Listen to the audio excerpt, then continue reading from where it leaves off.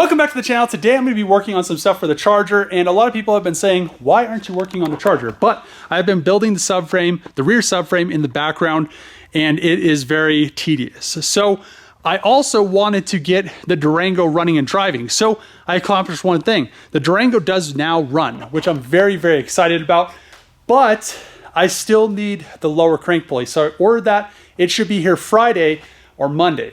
Hopefully it's Friday. So I could finally be able to take this thing for a test drive and verify everything's good. Make sure, you know, the supercharger spins over fine. Make sure there isn't any mechanical issues. So like I said before, I'm gonna temporarily use this drivetrain. And why I'm saying that is because I'm gonna put a built engine and tranny in the charger. But maybe I'll put a built engine and tranny in the Durango too, but I probably won't. So I need the engine and tranny just for the time being until I have the built engine and tranny, because I want to turn the charger up to 1500 horsepower. So I want to make 1500 all-wheel horsepower and not have any issues. So the Durango will be kind of that, you know, that parts car for a little bit, but I'll also be fixing it because I need to still replace the quarter panel and do all that stuff, put the new roof on it, pull that, you know, that rear section out and paint everything. So there's plenty of time for me to have the drivetrain and the charger temporarily until I need to put it back in the Durango. Once it's back in the Durango, we'll have a complete car, but I have been working on the rear subframe quite a bit, and it might not look like it, but I have the whole front diff mounting done. I have the Challenger Charger exhaust hanger location picked up. This bar connects both those bars, which makes it stronger. I'm also gonna put a piece of sheet metal with some dimple dies right there that will make it more strong or make it more rigid. You know, it probably won't need it, but just in case.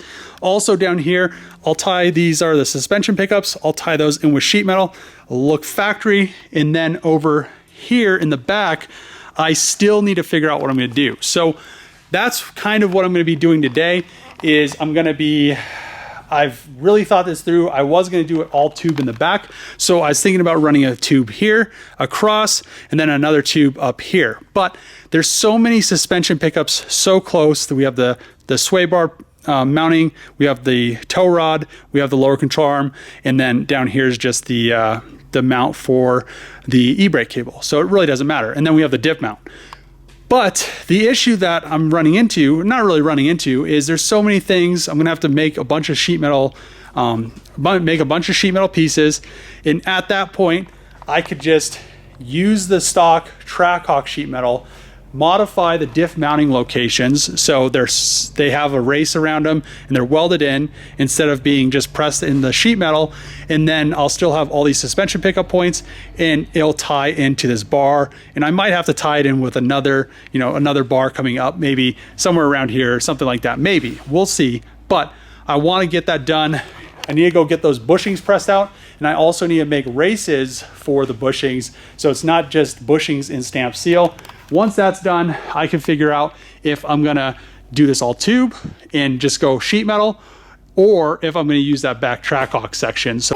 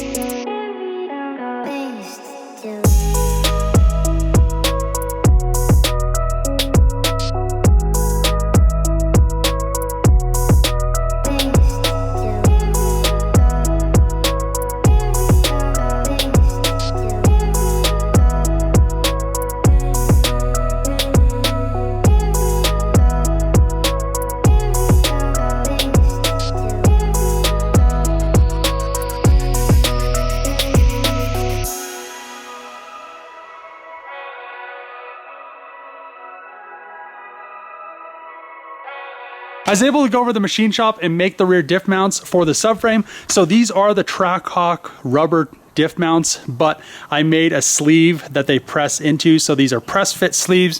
The factory ones are just like I've showed you guys before. They're just 2 pieces of metal and they were very easy to press out. So they weren't a very tight interference fit. And that is most likely why a lot of people with Trackhawks run that diff brace, because this metal is already wanting to come apart. And then you add in that there's not a very tight press fit. So now I shouldn't have any issues with those because those were a nice interference fit. And we have pretty much all this right here is for the back of the subframe. So I think I might just end up utilizing this. I'm not exactly sure how much or in what capacity, but I was thinking that this is the bottom or the top, since the subframe is upside down right now. So as you kind of looking at it right here, this is kind of how it's sitting in there. But I would just need to cut this piece off since there is that bar going across under the diff mount. These are where the diff mounts. So you can see those mounts right there. And all I'd have to do is enlarge these holes because the holes are larger now. They're 3 inches instead of 2.365, I think is what the hole size is right here. And then I would finish cutting these holes. I already started over here, finish cutting these horns off, and then pretty much just set that in there, set it into the bushings that I made, weld those bushings because I'll have to enlarge this to this metal on the front and the back, and then I'll still have the holes here for the for the drain, the fill plug for the diff and all that good stuff right there.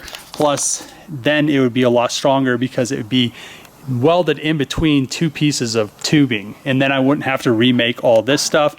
But I'm not 100% sure how it's going to mate up to the subframe over here. So I'm going to have to do this, I'm going to have to pull the top of the fixture off and these arms right here off for now.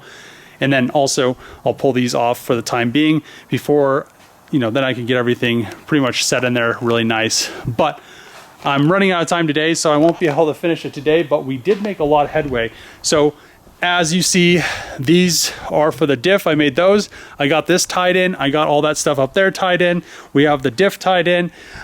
Pretty much everything is tied in except for the upper control arms and these arms right here. So in the rear, if I do utilize that, I can pin in the sway bar, the tow rods, and the lower control arm. And then I'll just have to worry about the front lower control arm pickup point, and then everything will be ready to weld together. And I think the subframe's looking pretty trick if you ask me. Right here I am going to add a triangle gusset with dimple dies, and probably one right here as well, just to kind of reinforce it. The more triangles you have, the stronger it's going to be. So I don't think I'll be able to get a triangle in here, but we'll see what happens. I might be able to triangle into there or something, but I probably won't even need to do that. So other than that, I'm gonna head home and go work on the charger. I wanna get the headlights in. I got the ducts for the radiator, as well as the air inlet duct for the intake, for the Hellcat intake. And we'll just kind of put all that stuff together and just get everything ready to pretty much be finalized. And then we'll have the subframe done by the end of the week, and or pretty much ready to weld by the end of the week. Hopefully it's welded together by the end of the week, and then I could have it powder coated, and then we could put it in the car with all the suspension. I still have to make all the arms, but the lower control arm will be the standard lower control arm for now, as long as everything fits. If I don't have to modify it, I won't, but I kind of want to make an aftermarket one eventually, just so I can get rid of all that spring perch and all that extra weight.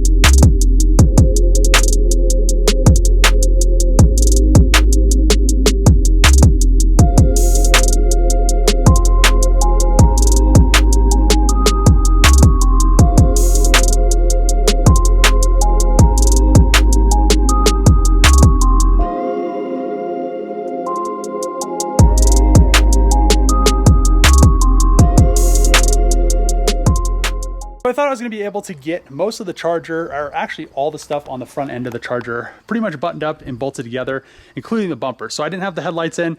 I wanted to get the headlights permanently in there, not have any more parts just sitting down in the basement.